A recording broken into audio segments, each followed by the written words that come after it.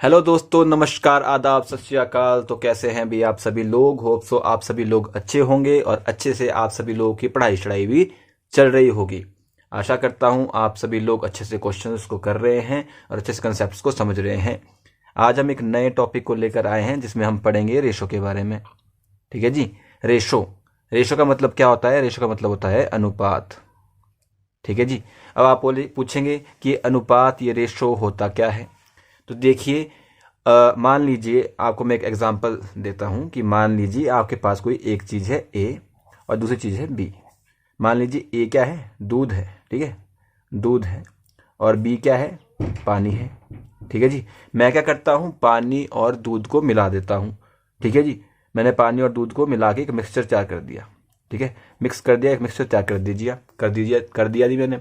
अब उस मिक्सचर में क्या है? उस मिक्सचर में क्या है? मिल्क भी है और अब इसमें पानी भी है। ठीक है जी, दूध भी है और पानी भी है। अब मैं कहता हूं कि इस मिक्सचर में, जो हमने मिक्सचर तैयार किया है, इसमें जो दूध और पानी है वो 2:3 के अनुपात में है। तो ये क्या हो गया? इनके बीच का रेशो हो गया है।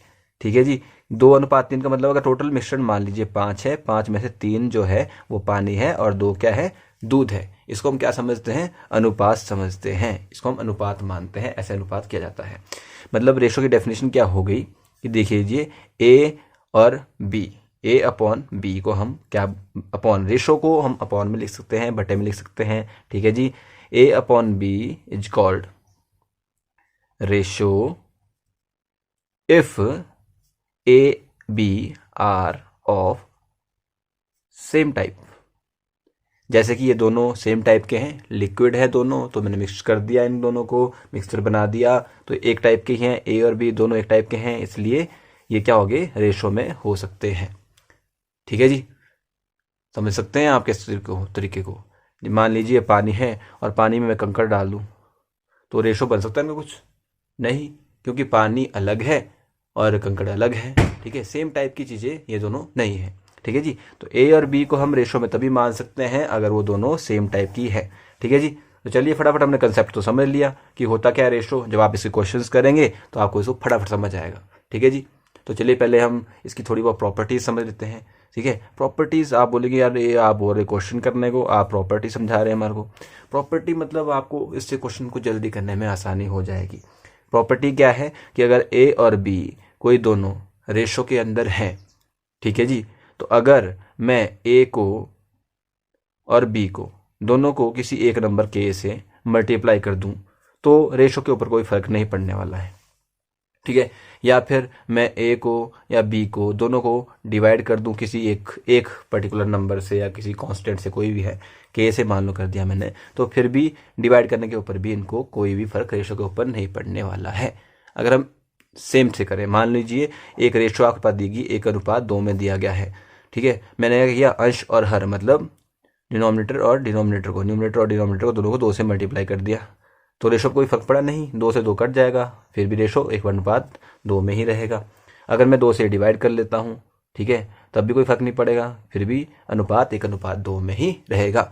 मतलब रेशो को अगर हम किसी पर्टिकुलर नंबर से, न्यूमरेटर डिनोमिनेटर दोनों को अगर किसी पर्टिकुलर नंबर से अगर हम मल्टीप्लाई करते हैं या फिर डिवाइड करते हैं तो रेशो के ऊपर कोई फर्क नहीं पड़ता है। ये क्या है? इस रेशो क्या होती है?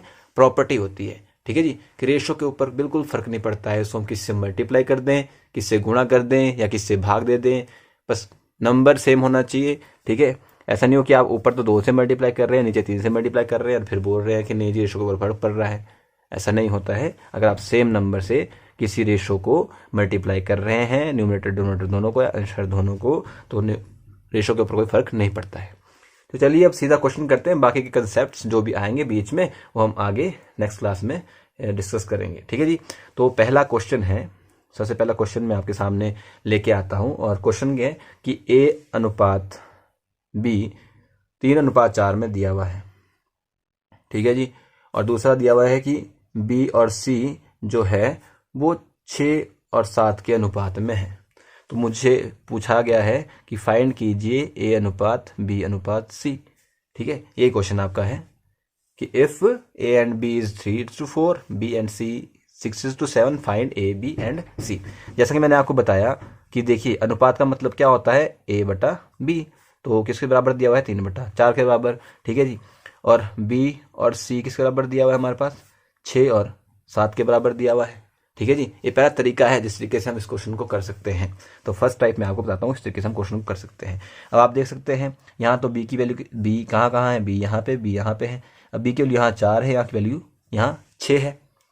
या तो हम एक तरीका कर सकते हैं कि हम इन दोनों को आपस में मल्टीप्लाई कर दें, या फिर हम देख रहे हैं कि इन दोनों का एलसीएम कितना आता है। हम बी को सेम तो करना है, बी को सेम करने के लिए क्या करना पड़ेगा, या तो मैं इधर 6 से गुणा कर दूं, नीचे 4 से गुणा कर दूं, या फिर देखूं कि इन दोनों का एलसीएम कितना है 4 और 6 का। आपको पता 4 और 6 का एलसीएम कितना होता है 12 होता है। तो 12 मतलब ऊपर कितने से गुणा करना पड़ेगा, 12 बनाने के लिए 3 से गुणा करना पड़ेगा, और नीचे कितने गुणा करना पड़ेगा 2 से गुणा करना पड़ेगा।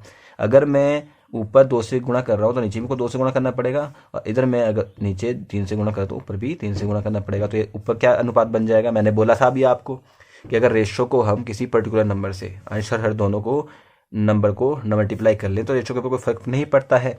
तो यहाँ पे भी फर्क नहीं पड़ेगा क्योंकि 3 से डिवाइड मैं मल्टीप्लाई कर रहा हूँ, यहाँ 2 से मल्टीप्लाई कर रहा हूँ, कोई फर्क पड़ेगा नहीं पड़ेगा। 3 तिया 9 हो जाएगा, 4 तिये 12 हो जाएगा, 6 दूनी 12 हो जाएगा, 7 दूनी 14 हो जाएगा। अब आप देख सकते हैं यहाँ बी की वैल्यू बराबर है, यहाँ भी 12 है, यहाँ भी 12 है। बी की वैल्यू बराबर है तो आप बता सकते हैं कि ए की वैल्यू कितनी है 9, बी की वैल्यू 12 और सी की वैल्यू कितनी है 14। पूछा क्या क्या था, ए अनुपात बी अनुपात सी पूछा गया था। तो 9 इसकी वैल्यू है, 12 किसकी वैल्यू है इसकी, और 14 किसकी वैल्यू है इसकी। इससे क्या हो जाएगा आपका आंसर हो जाएगा, ठीक है जी। ऐसे आप इस क्वेश्चन को कर सकते हैं। एक और तरीका है जिस तरीके से हम क्वेश्चन को कर सकते हैं, दूसरा तरीका, ठीक है जी। उस कैसे कर सकते हैं, मान लीजिए आपके पास दिया क्या है ए अनुपात बी दिया हुआ है, किस बराबर दिया हुआ है जी 3/4 के अंदर दिया हुआ है। और बी अनुपात सी किस बराबर दिया हुआ है, B/C 6:7 दिया हुआ है। आपने निकालना क्या है A/B/C, तो निकालना क्या है A/B/C, मतलब ए अनुपात बी अनुपात सी निकालना है। तो देखिए पहले आप देखिए कि ए कहाँ कहाँ पे है, ए यहाँ पर है, बी यहाँ पर है, बी यहाँ पर है, सी यहाँ पर है, ए यहाँ पर, बी यहाँ पर, ठीक है। ए कहाँ पे है, इधर ही है ए केवल खाली, ठीक है जी। ये बी और सी है, ठीक है। ए खाली यहाँ पर है, यहाँ और जगह कहीं है नहीं। तो अगर ए खाली यहाँ पर सीधा हम नीचे आ जाएंगे, 3 छिक्के कितना हो जाएगा 18। अब बी कहाँ पे, यहाँ पे है और यहाँ पे है, तो यहाँ से शुरू करेंगे यहाँ को आएंगे फिर सीधा नीचे आ जाएंगे, ठीक है। 4 छिक्का 24। अब देखिए यहाँ पे बी यहाँ पर है और सी यहाँ पर है खाली, ठीक है, और तो कहीं है नहीं। तो सी यहाँ पर है तो सीधा नीचे को आगे 7 चौका कितने हो जाएंगे 28 हो जाएगा, ठीक है जी। अब आपके पास रेशो क्या आ गया ये, अब इसको आप काट दीजिए, 3 से 3 छिक्के 3 से काटेंगे, 3 से कटता है सारा सारा, 28 तो नहीं कटता है। कितने से काटेंगे 2 से काटेंगे, 2 9 18, 2 12, 2 14 आ गया, पास वही आंसर आ गया आपका।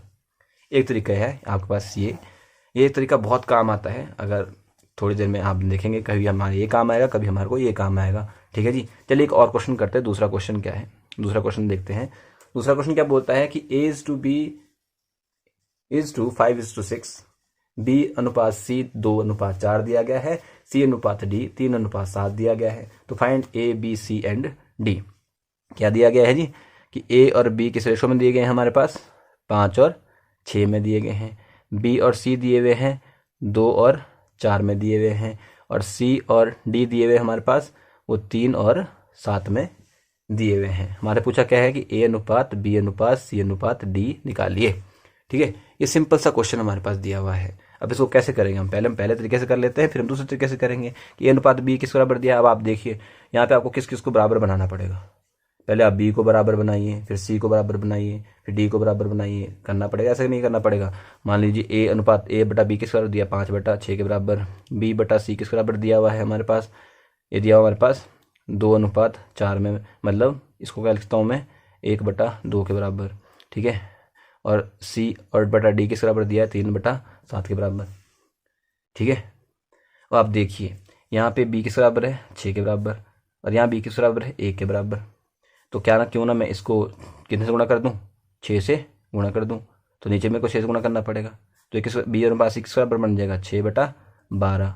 ये किस बराबर रहा 5/6 के बराबर, A बटा B, ये हो जाएगा B बटा C, ठीक है। और अब आप देखिए यहाँ C यहाँ पे 12 है, यहाँ पे 3 है, कितने गुणा करना पड़ेगा 4 से, तो नीचे भी 4 से गुणा करना पड़ेगा। तो C बटा D किस बराबर आ जाएगा 4 3 12/7 चौका 28। अब आपकी वैल्यू सबकी बराबर हो गई है। आप डायरेक्ट लिख सकते हैं कि A अनुपात B अनुपात C अनुपात D किस बराबर आ जाता है जी 5:6:12:18। ये आपका आंसर हो जाएगा। डरना नहीं क्वेश्चन को देख के, बस एक तरीका देखना कैसे करते हैं।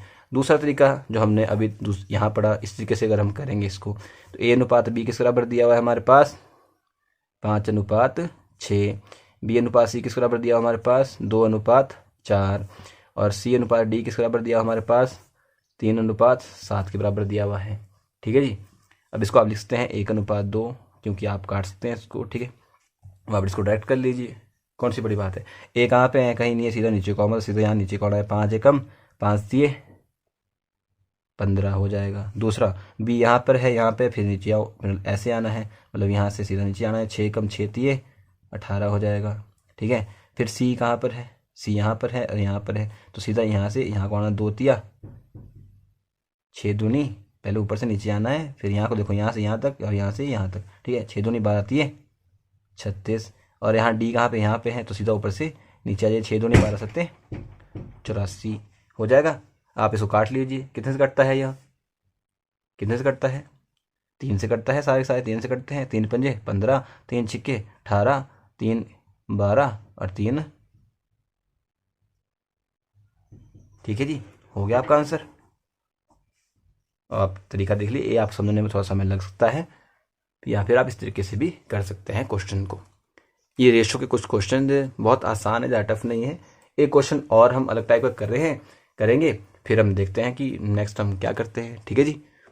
एक और क्वेश्चन है कि ए अनुपात बी, क्वेश्चन क्या है कि ए अनुपात बी दिया हुआ हमारे पास, कितना दिया हुआ है जी 1:2 दिया हुआ है। बी अनुपात सी दिया हुआ हमारे पास 3:4, सी अनुपात डी हमारे पास दिया हुआ है 5:6, और डी अनुपात ई दिया हुआ हमारे पास किसके बराबर 7:8 के बराबर दिया हुआ है। ठीक है जी। अब आप क्वेश्चन को कैसे करेंगे, आप ये करेंगे कि आप यहाँ पे लिख लीजिए कि 1:2, 3:4, 5:6 और 7:8। पूछा क्या गया है कि ए अनुपात ई निकालिए, नहीं, पूछा गया है ई अनुपात ए निकालना है, कि ई रेशो ए। अब आपको पता है ए कहाँ पे है, यहाँ पे है, और कहीं ए है नहीं है, सीधा नीचे को आ जाइए। ठीक है, अब यहाँ पे से काट क्या कह सकते हैं, आप देखिए यहाँ से ए इस साइड की रकम 3, तो 2 से काट दिया, 3 दूनी 6। ठीक है, यहाँ पे 1 हो गया, यहाँ पे 2 हो गया, आप इसको काट लेते हैं। 7 पंजा 35 आ गया सीधा। ठीक है, और ये कितना हो गया, 4 दूनी 8 दूनी 16 8 128 हो गया। ये ई हो गया, ये ए हो गया, क्योंकि ई तो यहाँ पे है और ए यहाँ पे है। ठीक है, आप पूछेंगे कैसे। अब देखिए ए ई अनुपात ए तो आ गया हमारा 128:35, ये आपका क्वेश्चन हो गया यहाँ पर। लेकिन आप यहाँ पर वो देख सकते हैं, अब मैं आपको समझाता हूँ कैसे हुआ ये। ठीक है, कैसे हुआ, आप क्वेश्चन में डाउट हो सकता है आपका, ये कैसे कर दिया जी आपने। ठीक है जी, तो देखते हैं एक बार कैसे किया हमने। ठीक है जी, देखते हैं कैसे। देखो ए अनुपात बी दिया हुआ था, ठीक है, तो फिर बी अनुपात सी दिया हुआ था, सी अनुपात डी दिया हुआ था, और डी अनुपात ई दिया हुआ था। बी से बी कट जाएगा, सी से सी काटते हैं, डी से डी काटते हैं, ए अनुपात ए अपॉन ई आ जाएगा सीधा डायरेक्ट। तो ये आपके पास दिया हुआ था, सबके पास क्या क्या दिया था जी 1:2, फिर दिया था 3:4, और क्या दिया था 5:6 और 7:8। तो क्या क्या कट रहा है यहाँ से, 3 एकम 3, 3 दूनी 6, यही कट रहा है, बाकी कट रहा है, कुछ कट रहा है नहीं कट रहा है। 7 पंजा 35, 8 चौका 8 दूनी 16, 8 चौके 64 दूना 128। ये तरीका भी हो सकता है क्वेश्चन करने का। ठीक है, तो इस तरीके से हम इस टाइप के क्वेश्चंस करते हैं। अगले टाइप के क्वेश्चन जो इसमें बनते हैं वो किस तरीके के क्वेश्चन बनते हैं वो मैं आपको नेक्स्ट वीडियो में बताऊंगा। अभी इस वीडियो में फिलहाल इतना ही। रेशो को समझिए, इसकी प्रॉपर्टी को समझिए। प्रॉपर्टी हमने क्या क्या समझी कि अगर हम रेशो को किसी नंबर से मल्टीप्लाई करते हैं, परंतु मल्टीप्लाई सेम नंबर से करना है ऊपर नीचे, तो रेशो के ऊपर कोई फर्क नहीं पड़ता है। अगर सेम नंबर से हम डिवाइड कर दें तो तब भी कोई फर्क नहीं पड़ता है। हमने 3-4 क्वेश्चन अभी इसके ऊपर किए हैं। नेक्स्ट क्वेश्चन हम नेक्स्ट वीडियो में अंदर देखेंगे। तब तक के लिए थैंक यू, धन्यवाद।